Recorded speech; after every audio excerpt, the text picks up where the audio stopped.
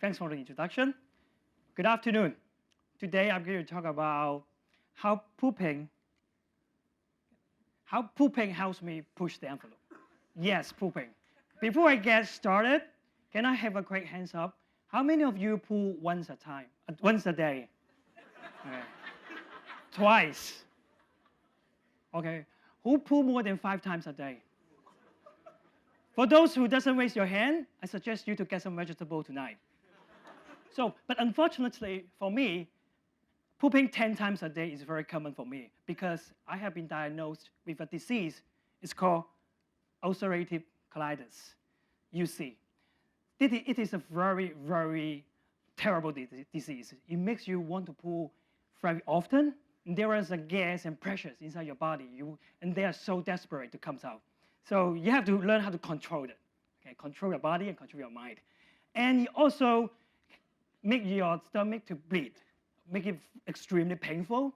So most of the time when I finish the toilet, I look back, it's all red. It's all red. So ladies, I understand how it feels, being in period. And trust me, and I can confirm to you that warm water doesn't help because every time I drink warm water, my stomach starts to accept the water and it starts to hurt again and again. It's really, really painful. And this disease is no cure at this moment unless you're going to remove your digestive systems. And what makes it even worse is the psychological effect. I was always worrying about when I have to go to pool, where's the nearest toilet? Is the toilet clean enough? Is it a stand toilet or a sit toilet? I'm very picky about this one. So it really caused me some psychological issues to me. When I get concentrated on my work and then start to worry about it. So it really distracts me and it quickly becomes a struggle, a limitation to myself. So I've been living with this disease for almost 4 years. So today, I'm going to summarize some of the lessons that I learned to live with this disease. So lesson number 1, find yourself a slogan. So I've liked the Nike's version very much, just do it. But I think my version is even better. I will tell you what is my version in late very soon. So I remember there was once a time I have to travel from Kowloon to Causeway Bay. Normally it takes 40 minutes, right? MTR is very convenient, 40 minutes. But that ride, it takes me almost 2 hours to arrive there because in the middle of my ride, my stomach started to feel something again. And then I get off the train, find the toilet in the MTR, and then finish it, and then get on the train again. And then when the train arrives at the next station, same things happen to me. I start to feel something wrong with my stomach. But come on, I just finished it. So what was really inside my stomach? I just can't tell, I just can't distinguish whether it is a signal for me to go to the toilet or my stomach start to bleed. I just can't tell. And I have to get off the train again and find the toilet. And to be honest, I have been to almost every single station's toilet for the MTR. Okay, I can tell you that the one in Kowloon Bay is the best. Okay, yeah, it's the A+. I can tell A+ toilet. But I soon realized this became a huge problem to me because if I every time I have to spend 2 hours to go to somewhere else in Hong Kong, how can I fulfill my dream that go travel around the world? If I can't go to the Hong Kong Islands, how can I go to Europe, go to Spain, or even go to the outer space? How can I do that? So I had to fix it. And then I start to tell myself, every time I have such a feeling, I just tell myself, just shit it. Don't be afraid. So you need a logo, and it helps every time. So when I think that something wrong with my stomach, and then I don't care. I have to do this. I have to go to this direction. I have to arrive on time. I don't care.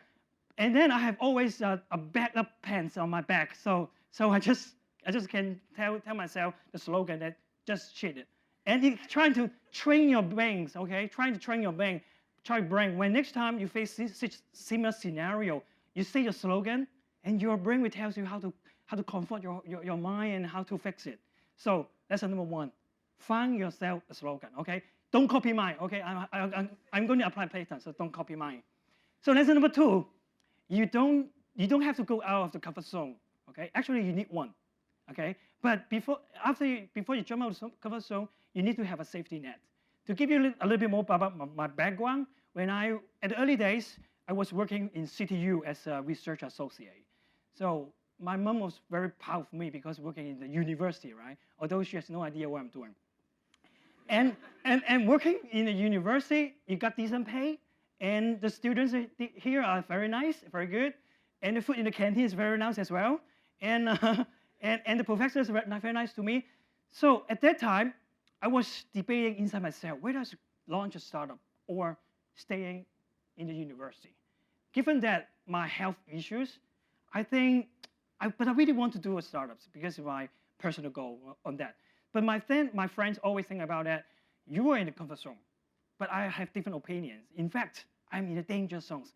I don't know how my body condition next year or 10 years later. If I don't do it right now, 10 years or next year, I have no chance to do it. So I was really struggle. I was battling in my heart that or I should find a better, a bigger comfort zone. For example, quit a job and apply the subsidy from the government, or jump into the danger zone, quit everything, launch a startup tomorrow.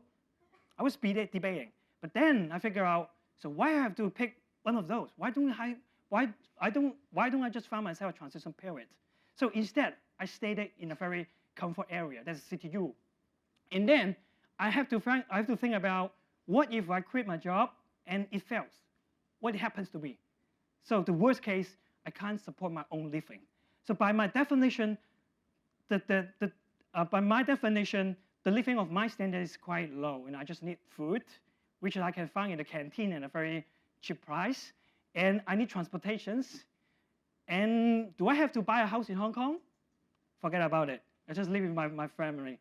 So my cost of living is not that high. It's maybe a few thousand. And then the next step, I have to think about, I have to establish a safety net so that I can fulfill my basic form of living. So because I'm a background from software engineer, I wrote a mobile apps, launch it, and then it started to generate revenue. And when this revenue becomes steady, I just quit my job and go after what I want to do because my safety net is there. And that safety net gives me extra confidence to do that because I know if I do something, if I failed, I still can have basic support for my life. So establishing a safety net is very important. Do not jump out of the comfort zone immediately. I know most of you people heard about a story from the Chinese story, like 破釜沉舟, like broke the boat and broke the axe and I don't know how to translate in English, but it's to sink the boat, right?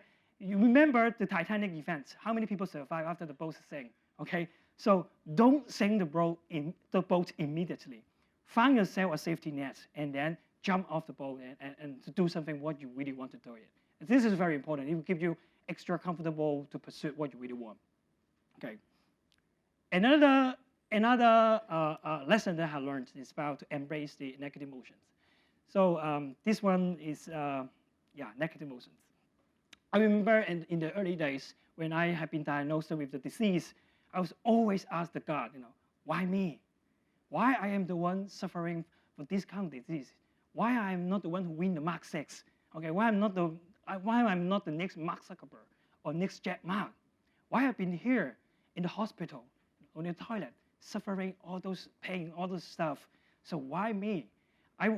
Very often I wake up in the midnight and I start crying. And I become a very depressed person, and I will upset for no reasons. Just maybe the weather is not good. Tomorrow the road is going to end. Something like that. My road is very, very bad. So, but when I calm down, I start to ask myself, what's the reason behind? What makes you really, really feel bad?